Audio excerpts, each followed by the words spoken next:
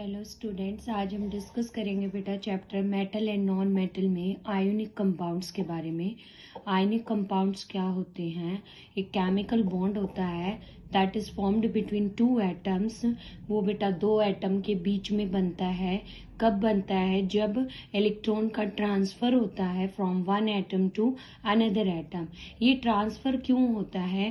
ताकि जिसका octet complete नहीं है उसका ऑक्टेट कंप्लीट हो जाए और वो एटम नोबल गैस कॉन्फ़िगरेशन की तरह स्टेबल हो जाए।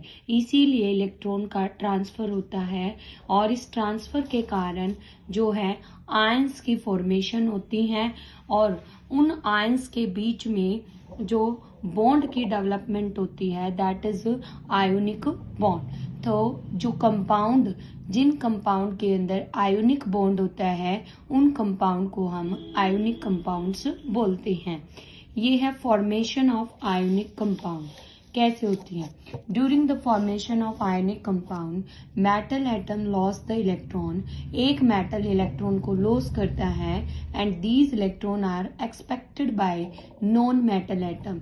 क्योंकि बेटा मेटल इलेक्ट्रो पॉजिटिव होते हैं तो वो इलेक्ट्रॉन को लॉस करेंगे और नॉन मेटल इलेक्ट्रॉन नेगेटिव होते हैं तो वो इलेक्ट्रॉन को गेन करेंगे। इस दौरान हमारे जो मेटल हैं वो कैटायंस में कन्वर्ट हो जाएंगे और नॉन मेटल हमारे एनायंस में कन्वर्ट हो जाएंगे। और कैटायन और एनायन में अपोजिट चार्ज होने की वजह से कैटायन में पॉजिटिव एंड एनायन में नेगेटिव, तो इनके बीच में एक force of attraction take place होगा और उसको हम कहेंगे इलेक्ट्रोस्टैटिक फोर्स ऑफ अट्रैक्शन। जिससे क्या होगा? आयंस एक दूसरे के नजदीक आएंगे और आयोनिक बॉन्ड की फॉर्मेशन हो जाएगी। जैसे एक एग्जांपल से अगर हम समझें, Na के ऊपर 1 यूनिट पॉजिटिव चार्ज है बेटा। क्यों आता है 1 यूनिट पॉजिटिव चार्ज? क्योंकि सोडियम एटम का एटॉमिक नंबर 11 होता है। इसके फर्स्ट शेल में 2 इलेक्ट्रॉन, के शेल में 2, then 8, then 1 electron. M shell में 1 इलेक्ट्रॉन है बेटा।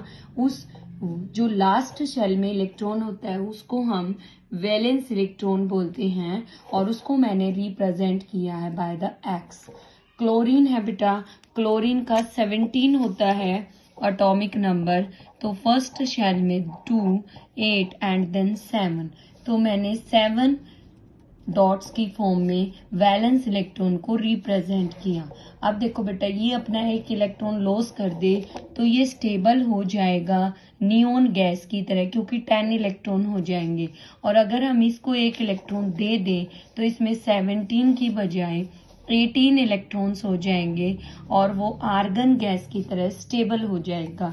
तो ये अपना इलेक्ट्रॉन इसको ट्रांसफर कर देता है और इसके ऊपर, क्योंकि इसने इलेक्ट्रॉन लिया है तो इसके ऊपर 1 यूनिट नेगेटिव, क्योंकि एक इलेक्ट्रॉन लिया है उसने तो 1 यूनिट नेगेटिव। एंड सोडियम के ऊपर, क्योंकि उसने एक इलेक्ट्रॉन का लॉस किया है तो 1 यूनिट पॉजिटिव चार्ज कंसिडर हो जाता है। और इसको हम क्या बोलते हैं? क्योंकि अब कैटायन एनायन हो गए हैं तो इसको हम बोलेंगे बेटा NaCl की फॉर्मेशन हो गया और इनके बीच में आयोनिक बॉन्ड डेवलप हो गया है।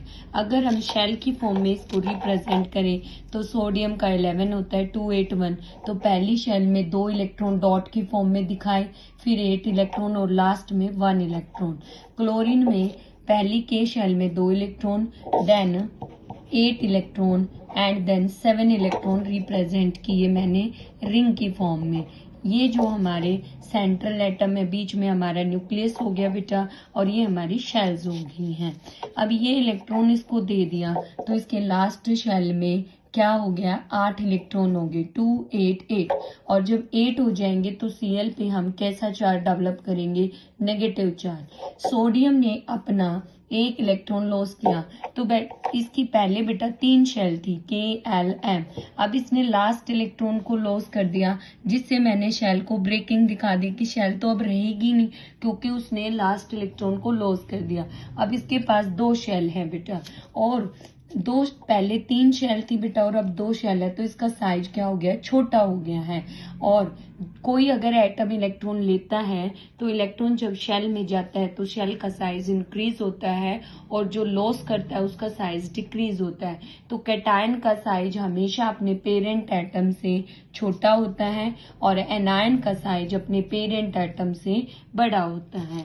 तो यहाँ पे आपका 2 8 Na positive and Cl negative, and this is the formation of sodium chloride. क्योंकि अपोजिट चार्ज है, अट्रैक्शन होगा, electrostatic force of attraction, and then ionic bond is developed. तो ये था बेटा आज का टॉपिक हमारा आयोनिक कंपाउंड्स के बारे में। अगर आपको वीडियो अच्छी लगे तो आप वीडियो को लाइक करें, शेयर करें, चैनल को सब्सक्राइब करें। Thank you.